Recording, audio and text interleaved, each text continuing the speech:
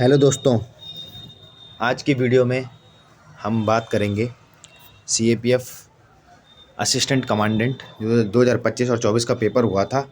उसमें किस किस टाइप के क्वेश्चन आए थे उसकी हम बात करेंगे, जो कि हमारे यूपीएससी प्रीलिम्स के लिए बहुत ही ज़रूरी है। ठीक है, तो इसमें पहला क्वेश्चन है which which among the following regarding the nature of the goods and economic income elasticity are correctly match.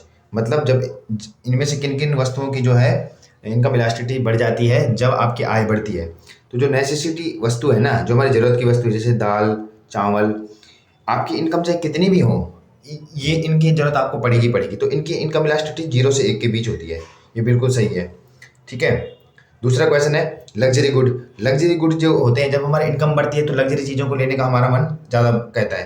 तो कहीं ना कहीं ये भी सही है, इसकी भी सही है, मोर देन वन है। उसके बाद है इन्फीरियर गुड। इन्फीरियर मतलब सबसे चीप चीज़ है, सेकंड हैंड चीज़ है। तो जब आपकी इनकम बढ़ेगी तो जब आपकी इनकम बढ़ेगी तो आपको इनको लेने का मन नहीं करेगा। तो इनकी जो इलास्टिसिटी होती है वो 0 से नीचे होती है। यहाँ पे बोटा मोर देन 0, तो ये तीसरा गलत है। ठीक है, तो इस तरीके से आंसर होता है 1 और 2। ये तीसरा गलत है। बात करें हम अगले question, which of the following statement about the relationship between price elasticity of demand and time of firm is are correct. तो हम कह सकते हैं कि इसमें पहला वाला सही है। पता क्यों?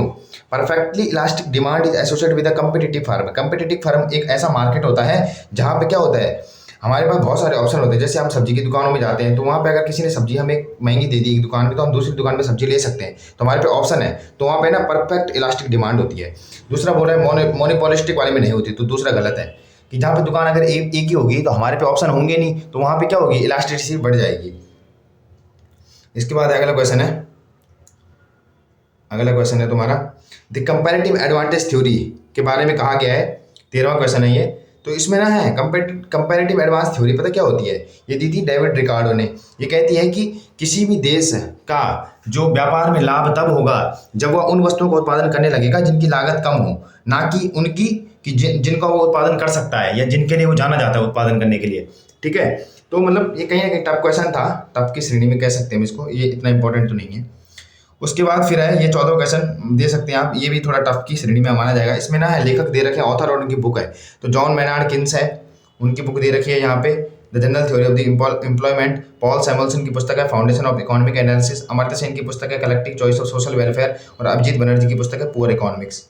क्या पता कभी क्वेश्चन आ जाए, लेकिन इतना इंपॉर्टेंट नहीं है। उसके बाद अगला क्वेश्चन है विच of the among the following item of the expenditure received the highest allocation of the union budget. किसमें खर्च सर्वाधिक है? इंटरेस्ट पेमेंट में बोल रखा है, मतलब ब्याज भुगतान पे। तो इस बार भी ब्याज भुगतान पे ही है, ज़्यादातर है ना, है सरकार का पैसा ब्याज के भुगतान पे ही जाता है। 25-26 या 26-27 मोस्टली इस बार के बजट में भी यही है। इसमें बहुत सारे क्वेश्चन करंट रिलेटेड भी आ रखे हैं। अगला क्वेश्चन है 18वां क्वेश्चन है। इसमें क्या कहा गया है, विच of the following statement regarding India service export is not correct. इनमें से कौन सा गलत है? कह रहा है कि India share in global service export has more than doubled reach 4.3%। तो ये तो सही बात है। दूसरा बोल रखा है travel and transport service represent area where India hold a relatively larger share in global export. नहीं, ट्रैवल एंड ट्रांसपोर्ट पे नहीं किया हमने। ये उस समय का है, कहीं ना कहीं उस समय का जो करंट अफेयर्स था उस समय के बजट से। ये वाला भी उस समय के बजट से है। इंजन ऑफ डेवलपमेंट किस क्षेत्र को कहा जाता है? टेक्सटाइल क्षेत्र को कहा जाता है। यूनियन बजट 25-26 में कहा गया है।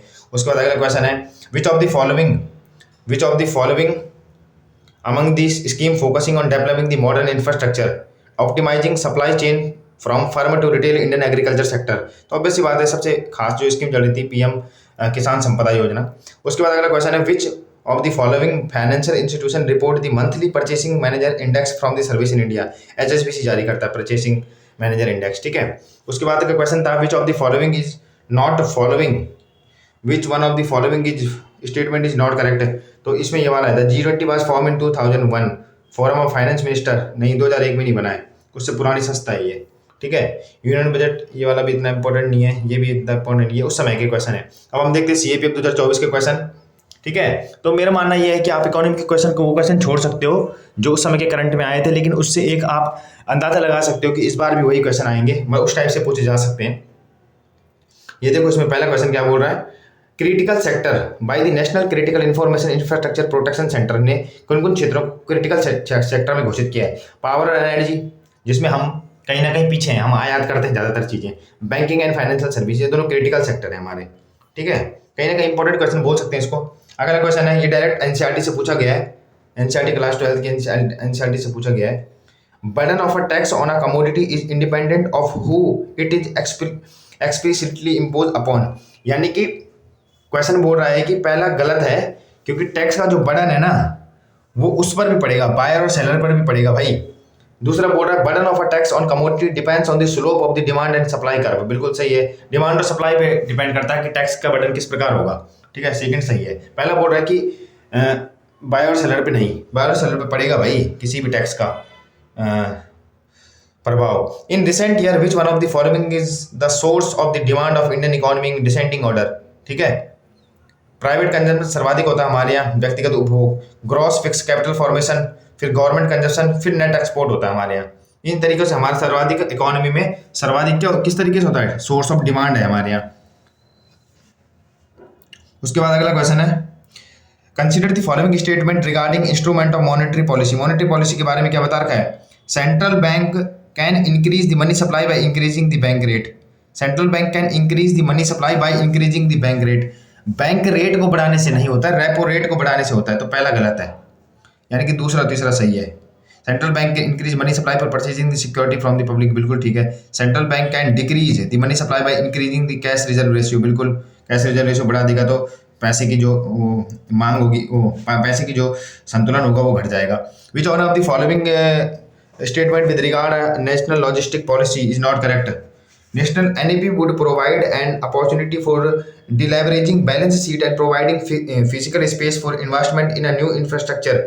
नहीं, लॉजिस्टिक पॉलिसी तो लॉजिस्टिक के काम के लिए है ना, यानी कि माल को इधर से उधर आसानी से पहुंचाया जा सके, इस तरीके के लिए वो। ठीक है, अगला क्वेश्चन है तुम्हारा consider the following statement regarding the public good and externalities. Non rivalry and non accidentally are two characteristics of public good, बिल्कुल ठीक। Market can provide the optimal amount of good in the presence of the externality, बिल्कुल ठीक है। कुछ question ऐसे हैं जो आ भी सकते हैं नहीं भी आ सकते हैं, ये भी काफी इंपॉर्टेंट क्वेश्चन है। What were the main reform under the taken the new economic policy 1990। क्या क्या परिवर्तन हुए थे, ट्रेड का लिबरलाइजेशन हुआ था, बिल्कुल सही है। पब्लिक सेक्टर का डिसइन्वेस्टमेंट हुआ था, यानी कि अब निजी क्षेत्र को ज्यादा से ज्यादा फोकस किया गया कि निजी क्षेत्र भी इन्वेस्ट करें, ये दो ठीक है। 1 and 2 आंसर इज राइट। ये इतना इंपॉर्टेंट नहीं है। नेशनल मोनेटाइजेशन पाइपलाइन एस्टिमेटेड, बिल्कुल ऐसे जब बड़े क्वेश्चन पूछे रहते हैं तो उसमें कहीं ना कहीं दोनों सही होते हैं। Estimated can top 3 sector of the monetisation potential, road, railway and oil, बिल्कुल ठीक है। Under the national monetisation pipeline the instrument use the asset of monetisation include public private partnership, बिल्कुल ठीक है, दोनों सही है। उसके बाद अगला retail core inflation are calculated. Retail core inflation is calculated excluding with of the following. किस किस से होता है, food beverages, fuel, light and transport and communication, clothing and education.